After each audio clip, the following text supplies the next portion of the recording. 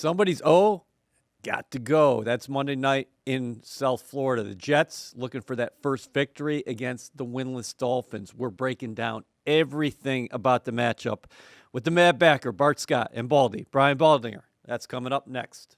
We beat anybody in the world, and I think we're going to win next Sunday. It's picked off. Aaron Glenn. Jumbled and caught. Jumbo Elliott. One-handed catch. Chris Bart gets running room. It's Reeves. Can't wait.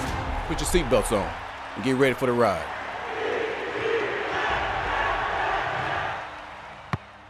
The official Jets podcast is presented by Kendra Scott, the jewelry company that's shining bright and doing good. Personalize your game day look by shopping spirited styles and so much more at your local Kendra Scott store or kendrascott.com, where team spirit meets personal style. All right, gentlemen, good morning. Where do you guys want to start off today? Look, you can reflect a little bit on Tampa. They came back strong in the fourth quarter. Will made some unbelievable play. They took a team that's won the division 4 years in a row and a perennial playoff team. They took them right to the brink. It was a good battle. Terod gave him everything he had in that game. There's some things they got to do better, but that's not a bad starting spot. Bart, where is your head at? Because you talk to Jets fans every day. And you were in here taping yesterday. You were part of the last team who made the playoffs here. And, for fans, of course, they want a winner on the field right now. For Aaron Glenn and his staff, there is a process. Nobody wants to hear about the process. They just want to see the end result. But can you talk about all the dynamics at play right now?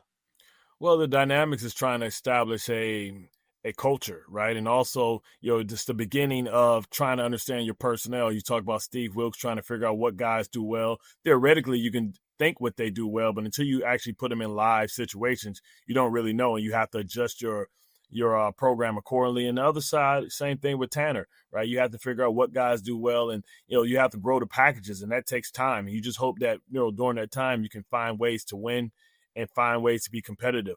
With all that being said, they have an opportunity this week.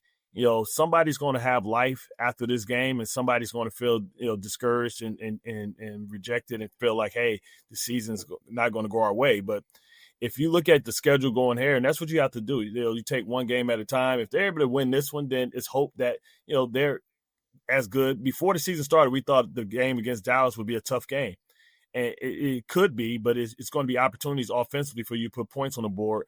Just a matter of what defense shows up. If at the end of the day you are 2-3, you still have hope.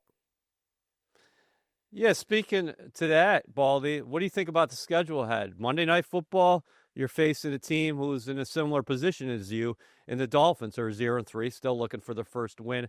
The Cowboys are 1-2. They won a tight game against the Giants, but then they were just blown out by the Chicago Bears. Then you had that London trip. You'll face the Broncos, who have a very good defense, but right now they're 1-2. And then you come back home and you're facing the Carolina Panthers team, who's 1-2. Well, yeah, look, it's September. Everybody's trying to figure things out. Everybody. Even look, I'm in Philadelphia. The Eagles are 3-0. They could easily be 0-3. Honestly, if CeeDee Lamb catches the ball on the opening night of the year, they probably lose that game. If Travis Kelce does a bobble ball at the end zone, they might lose that game. They're going to be losing in the game when that happens. And Eagles blocked 2 field goals, at the end to win the game against the Rams. Yeah. And so everybody's record, Baltimore could go up and down the field. Lamar Jackson could be another MVP. Can't stop nobody. They can't stop anybody. So everybody has issues. The record, we pay attention to the record, and it's important to win.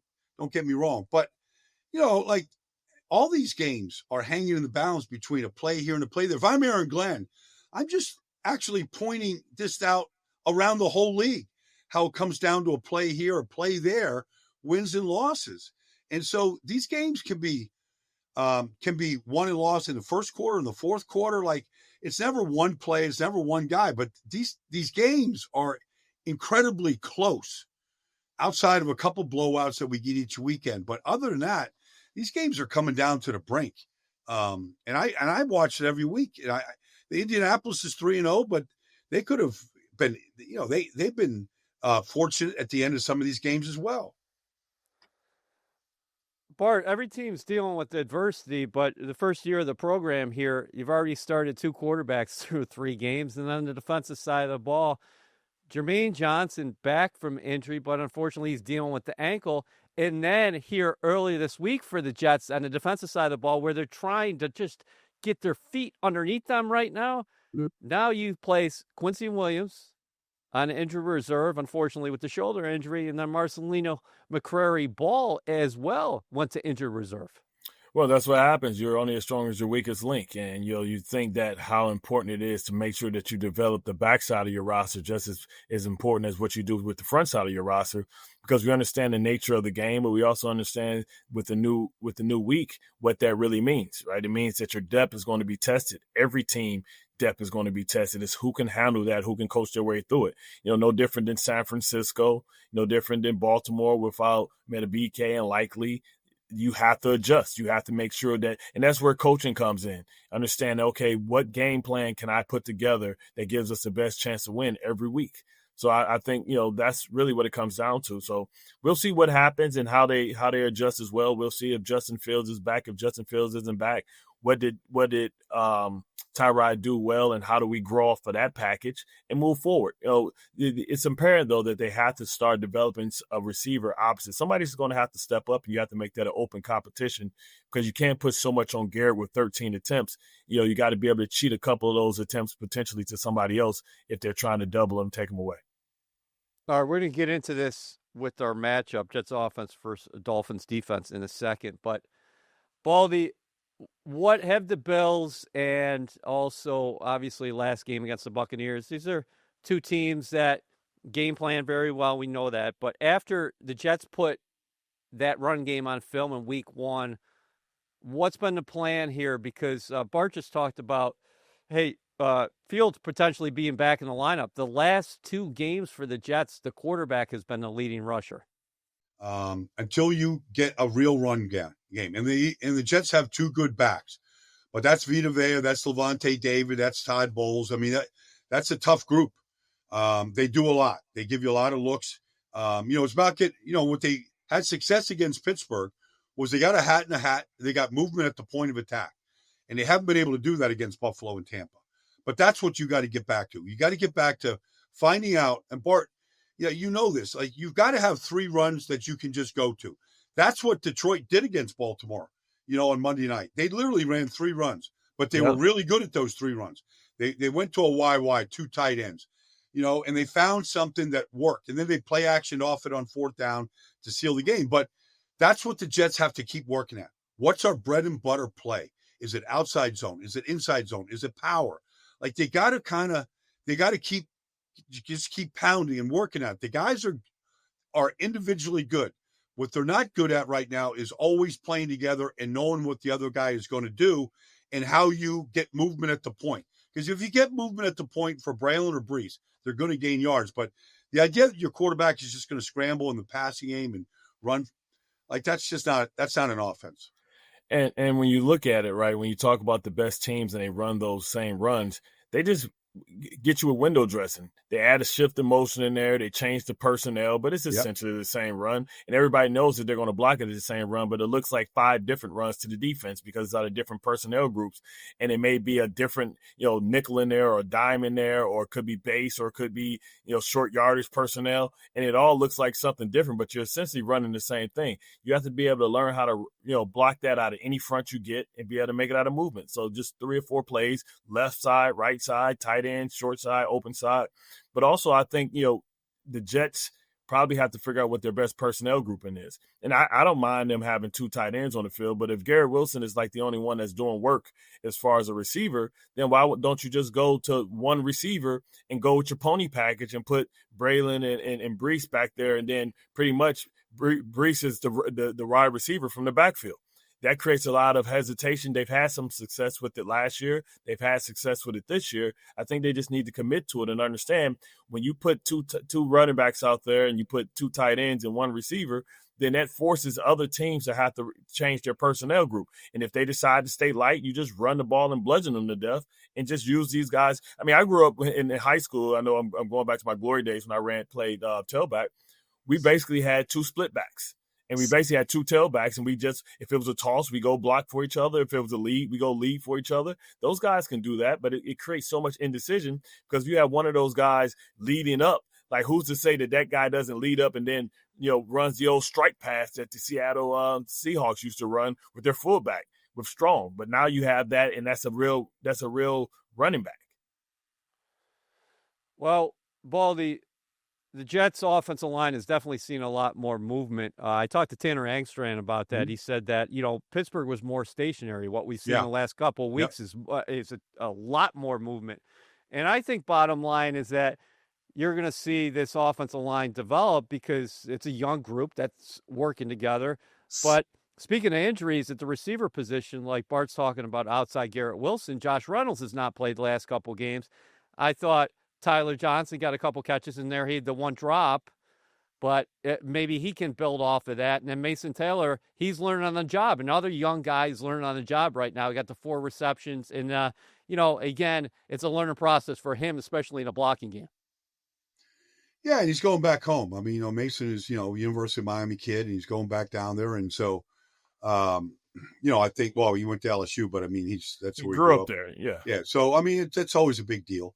But look, you got to play Aaron Smith. You got to play, Tyler. I mean, that's what you have. I mean, you'd love for Tyler to catch that ball. I mean, it's a difference maker right there. He did come up with another big catch, but I mean, that's his job to catch it. Yeah, he felt bad. Guys dropped passes. That was a big spot, but that's what they got right now.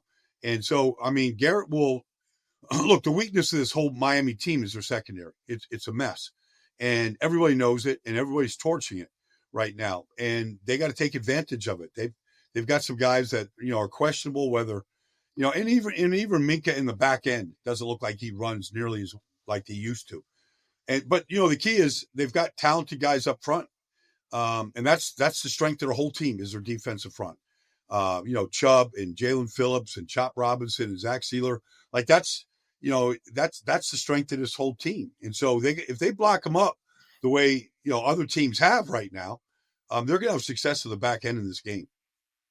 Well, let's take a quick break and dive further into that matchup. Jets offense against the Dolphins defense. Monday Night Football. The NFL Fan of the Year contest presented by Captain Morgan is back, and the Jets are looking to celebrate extraordinary fans who will represent the team at Super Bowl 60 in San Francisco. Visit nyjets.com/fan of the year to submit your nomination now. Bart, what did you make of what the Jets were able to do down the stretch in terms of guys? We're talking about tempo, being on the ball. I mean, when you're down 23-6, of course, you're going to hurry up the operation. But did you see something there? No matter who's playing quarterback this week, again, we're taping Wednesday morning. If Fields is out of concussion protocol, he could be the guy again, or it's Tyrod making his second consecutive start. But was there something there that the Jets can hang their hat on? Yeah, I mean, they got in the rhythm, right? And also what they start understanding is that you just run routes behind where the blitz is coming from. The problem was, I think, early in the first half, they didn't realize where the blitz was coming from. I mean, they ran Fox Fire Zone at least 8 times. I counted 6, Bart. I counted 6, and it was Winfield for the sack. Yeah. It was, Roscoe Parrish. Like, Todd, if you don't stop it, Todd's just going to keep dialing it up. It was just Fox Fire Zone, end up the field, the DB off of his butt, and then the inside linebacker coming down, coming super tight, trying to put the running back in a bind. I thought that they also finally start, doing some like basically turn protection. And how you do turn protection is based off of a boot.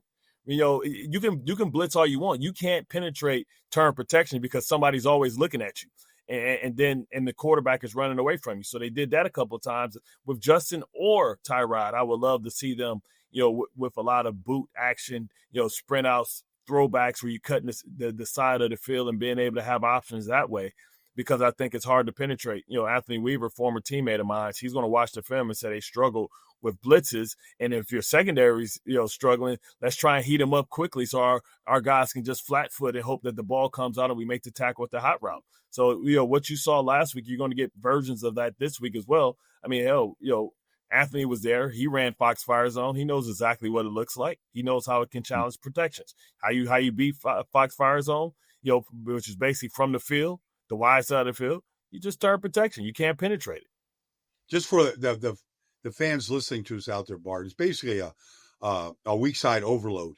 And so you're going to bring 4, you can block 3, and one guy basically coming free. And so if you turn the protection away to that, then you can slide and pick up that guy coming through the B gap, whether it was Winfield or Parrish on Sunday. Correct. Baldy, you mentioned the Dolphins secondary earlier. Through 3 games, this team's given up 32.3 points a game. That's 32nd in the NFL. They're 26th in total defense, more than 370 yards per game. 31st on third down. They're allowing teams to convert 52.6% of the time. No stat really there to hang their hat on. Why specifically are they struggling? Because you mentioned their personnel. What is Weaver going to do when he looks at the Jets' offense? So what do you make of this matchup specifically Monday night? Well, the Patriots beat them, and they had a rookie left guard and rookie left tackle, and they handled everything up front just fine. And they gave Drake May time. But, you're looking at Storm Duck out there. I mean, you're just looking at guys that honestly, I could go through the list of the personnel, but, I thought when I saw them this summer, like, they better go get some players because it's just a talent situation right now. They just let so many guys walk. Whether it was Xavier Howard, Jalen Ramsey. They let good players just go. And that used to be a strength to the whole team. When Brian Flores was there, was their secondary was a real problem. Javon Holland, he walked. Like, they all got out of there. And so they just don't have replacements for him right now. So if you could block them up, like, they're breaking down in the back end. And if you break down the back end, you give up big plays. That's what they did when they lost to the Patriots. And Buffalo did the same thing to them. And so it's an issue right now. And the only thing that can really cover that up, because I don't think they have the personnel on the roster, is pass rush, and where you got to really speed the quarterback up and speed up the process. Hey, Bart, what do you make of this stat? Both Tyreek Hill and Garrett Wilson have accounted for over half of their team's air yards through 3 weeks of the season. Tyreek, 53.5%, Garrett, 50.8%. When you do that and you are so heavily dependent on one player, then you can lean and tilt the coverage to that. So what happens if those players don't get it? Somebody else has to step up, and while the other guys get coached up. So I don't know what you have to figure out what that personnel group is. I thought last week one of their biggest runs was when they kind of had the old Chip Kelly, pair of receivers outside of the numbers and the other one on top of the numbers, and they were able to run a isolation run with Brees where he was able to read the 3 technique and figure out how to come off the double team. I think those are the things you have to do to be creative. Everybody says run the ball, but sometimes you have to say how. And, I can remember some of the best guys going against Chan Gailey back in the day. Like, what he would do is he had power runs out of small personnels, right? Because he can spread you out with 4 wides, and then he can just basically run a open zone or open power where he's pulling somebody and gaining advantages. Those are the little crafty things that you have to do when you're struggling and you're trying to figure out, what the game plan is going to be. Make people stop the same power runs. The back is going to be a power back because he's a power back. You don't have to have a power formation to run a power game. They got a big young back like Braylon Allen there in Oliver. Like, he scored a touchdown last week. He had some good power runs. They're going to him a little bit more, but Achane is just speed. He's got incredible speed, and so you got to get that guy down to the ground. Otherwise, he's going to go a long ways. Baldy, does the game plan change at all if it's Taylor or if it's Fields? If it is Fields, he's coming off a concussion. Look, Justin's a better runner. Tyrod can still move. He can still avoid, quick pressure. He can still do a lot of those things. But he brought him back. You're down 20-6. That thing is looking ugly. He brought him back, and he took what the defense gave him. They got into that quick rhythm. They went hurry up. Like, it was a good fourth quarter. Can you, regardless who's that quarterback, can you learn from some of those things? Because I thought they responded really well in the heat down there in that atmosphere. And so they took advantage of some of the things that the Bucs were doing to get back into the game. And, obviously, what Will McDonald did was just a great individual effort. Okay, we're going to take a quick break, and then we're going to look at the Jets' defense against that Dolphins offense. Jets football is back at MetLife Stadium for Week 5 as the Jets face off against the Cowboys on October 5th at 1 p.m., presented by Atlantic Health. Get your seats now at nyjets.com/tickets. Baldy, Dolphins were embarrassed in week 1. They've come back the last 2 weeks, and the offense is starting to look like the old Miami offense. What have you seen from them, and specifically from last week against Buffalo, where they went to a ball control game? It looked like, from my vantage point, and their third down conversions were off the charts because it was like their defense was keeping their offense on the field. That's how they were playing defense Well, against Josh they Allen. they had 5 straight third down conversions. I think every one went to Waddle, and they just ran plays for him. And he's just running these speed outs, and you got to respect the speed of him going vertical, but he's cutting it off to the sideline. And Tua, who was just completely flummoxed his first week against Indianapolis. I mean, he was terrible. And it didn't look like Tua because coming into this season as a starter, I mean, he was 25-15 as a starter. They couldn't win with their backup, but he hadn't played well as week 1. He's gotten better and better, getting the ball down the field a little bit more. They run those speedo routes, with whether it's from 2 wide outs or half field reads, and him and Tyreek and Waddle are really good at it. And normally Tua is a very accurate thrower, and so he's coming back into what he does best, which is getting the ball out of his hands fast and and accurately, and letting those guys run with it afterwards. And so that was a real issue week 1 against Indy, but he's gotten better at it. They're number 1 in the NFL on third down conversions right now, which, is something the Jets have to pay attention to, because you can't let that team just sustain offense and go down the field. That's what they've done the last 2 weeks.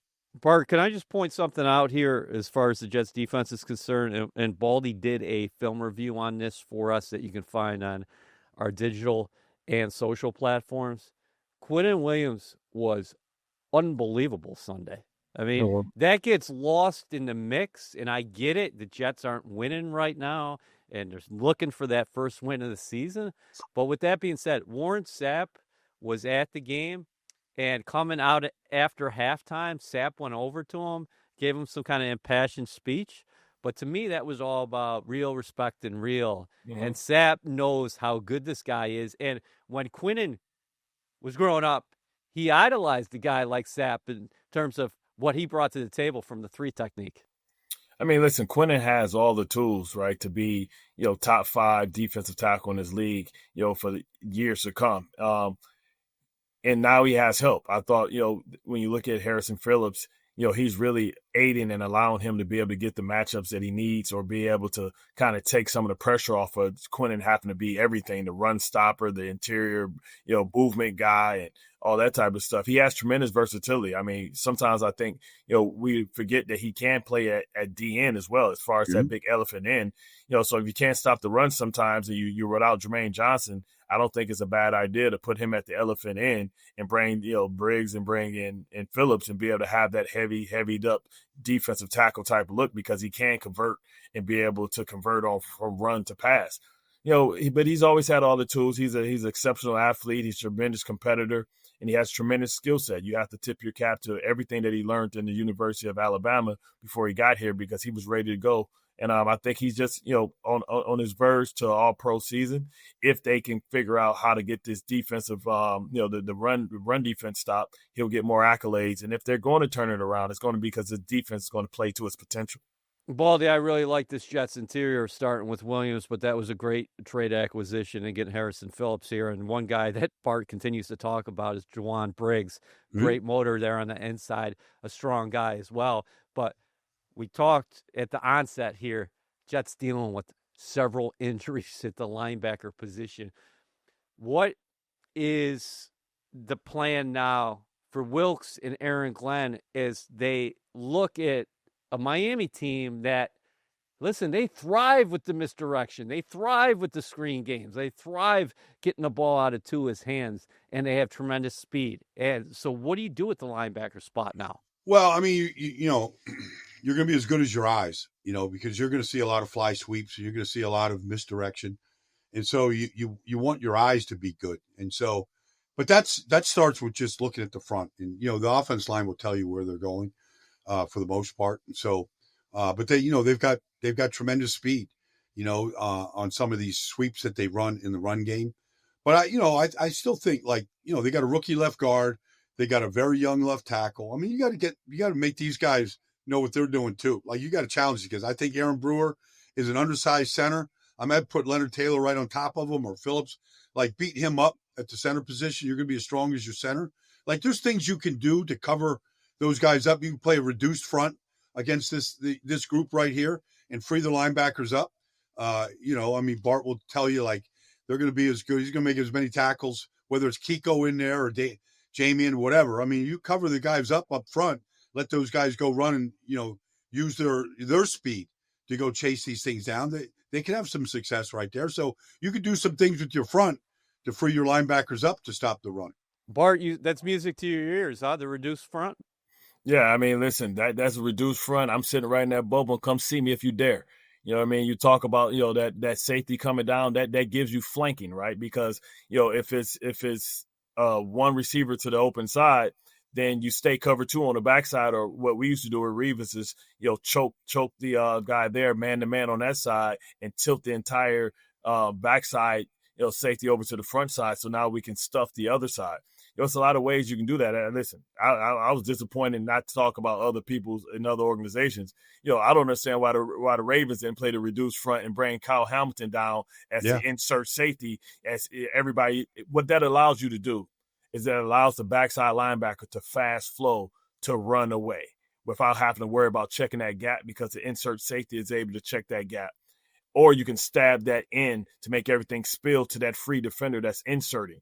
Right, so reduce is a great front to be able to make teams one-dimensional, and it allows you to play cover two on one side and cover three on the other side, unless you have two receivers to the open side. I know that's a lot of football jargon, but you got two film nuts. That's what you get. I love it. Baldy, I feel so bad for Quincy Williams, because he lays his body out there on the line every Sunday. Hopefully, this is a short-term injury, but he's a guy sideline to sideline. So explosive. He's been the MVP of the team for a reason. You think? Yeah. I mean, look, his leadership and his playmaking ability and how fast he plays the game. I mean, him and Jamie, it's been a strength of this defense now for the last 2 years. And so that's a terrible loss. And, some days I just watch Quincy and Quinnen, like they're kind of stacked behind each other, man. It's like one guy's feeding the other guy. Quinnen's getting penetration, Quincy's cleaning up. Like, it's a great, 1-2 brother act right there. And so it's going to be a loss. It's a tough loss. I mean, all right. So a couple brief points here. Cam Jones has been playing primarily on special teams since being acquired on waivers from Kansas City. Maybe he gets an increased role at the linebacker position. The Jets also picked up Mark Robinson, who's got some experience with the Pittsburgh Steelers. He's been primarily a special teams player. He was on New England's practice squad of late, elevated for each of the 3 games this season. So he could be he's a guy. Thumper. Mark's a thumper. He's been well-trained in Pittsburgh, and he's got size to him. He does have, I believe, limitations in the passing game, and that's why he couldn't stay on the field in Pittsburgh. But, he made it as a special teams player, backup linebacker for at least the last 2 years. And so it's a guy that they can throw in there, I think, that, has got some experience in this league.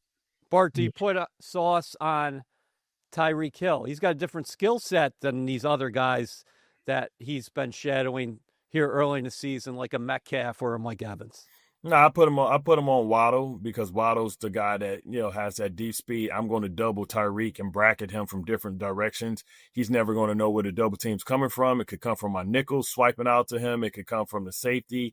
It can come. I'm going to give him every different type of look that he can think of. And, Baldy, go ahead. And to go back to like the special team guys, I can remember one day when I was just a special team guy and I got that opportunity. I never looked back. All love there, Bart Scott. Baldy, big picture, how much can some of these guys benefit from the playing time they're getting right now? Like Malachi Moore just got his first NFL start last week. Sauce came out of that game for a few plays to have his head evaluated. And A.Z. Thomas comes in the game, and he's making a couple plays. There's a rookie out of Florida good play on the sideline. AZ. Right. He really did down the sideline against Ibuka. I mean, it was a good play. Yeah. Now Kiko is going to have definitely an increased role over the next 4 games. That kind of stuff. Here's the thing about young players. If they're the right guy, if they're wired right, and they're going to have a career, like, you live with the mistakes. because, generally you learn from your mistakes. Good players always do. And then they're going to be good players down the stretch. I mean, when Jamie and Sherwood came in to play linebacker as a pumped up safety, like nobody knew what he could do. Look what he's done with it. Like, he's putting up 100 tackles, so like, you don't know if they're the right guys, if they done their scouting right, if they've got some inner fiber to them, if the game is super important to them, like they're going to learn from the mistakes. And so you don't want a whole team of young guys out there. That's, because there's just going to be too many mistakes, and positions important and understanding the game situation. But like AZ stepped in there, he made a good play down the sideline. Good for him, man. Oh, by the way, AG had 2 pick sixes in his career down in Miami. So I kind of think that maybe he can strap it up. Yeah, this is, but I think this is poetic justice, man. Let's get it done down in Miami. It'd be nice to get it done against a rival, right? Yeah, absolutely. What better place to get your first game ball than in South Beach? Maybe if you stay there Monday for Victory Mondays if it goes well. Yeah, well, I'll make sure we'll keep the plane there until Tuesday morning. Thanks, guys. The Official Jets podcast is presented by Kendra Scott, the jewelry company that's shining bright and doing good. Personalize your game day look by shopping spirited styles and so much more at your local Kendra Scott store or kendrascott.com, where team spirit meets personal style. All right, let's get to our extra point. One thing that we did not get into with Baldy and Bart was the Jets made an interesting trade this week, acquiring Jarvis Brownlee from the Titans. That acquisition involved a late-round draft pick swap. Now, here's a guy who started 14 games last season for the Titans. He had 75 tackles, so he's a physical cornerback on the outside. Also, he started Tennessee's first 2 games this season. He did not play last week. He had an ankle injury. But with that being said, you're getting a young player, and also there's familiarity there because his positional coach in Tennessee last year is here with the Jets, and that's Chris Harris. So the Jets know exactly what they're getting in the young Jarvis Brownlee. Finally, on paper, the Jets' schedule should lighten up over the next 4 games. The Jets' first 3 opponents, consider this. Pittsburgh is 2-1, Buffalo is 3-0, and then Tampa is 3-0. Those first 3, combined record of 8-1. Let's talk about the next 4 games for the Green and White. The Dolphins are 0-3. The Cowboys are 1-2. The Broncos are 1-2. And Atlanta is 1-2. So that's a combined record of 3-9. Let's see how they manage the next 4 games. I think this is a critical stretch for a young team the next 6 days because Miami, that's a winnable game. Miami's looking at you and saying it's a winnable game as well. But if you can secure that victory, you'll come home and you'll face the Dallas Cowboys, and that team's been scuffling of late. That also is an extremely gettable one. So the Jets, who are 0-3 starting the week, can be 2-3 by the time they finish against the Dallas Cowboys. But you got to make it. You got to make it happen. You got to finish ball games. You got to play for 60. You got to win the turnover differential. And if they do that, the Jets can have some success coming up.